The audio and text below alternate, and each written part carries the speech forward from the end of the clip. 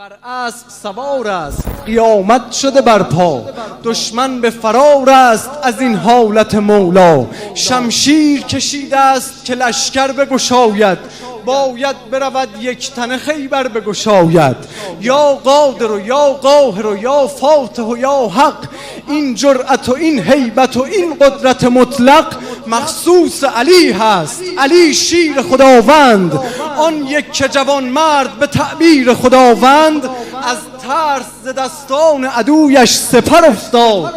با خشم علی هر که در افتاد، احمد زند آیا نفسی غیر علی؟ نه، بالا برود دست کسی غیر علی. نه، من کنتو که بر حیدر کرار رسیده است، حق است و سرانجام به حقدار رسیده است.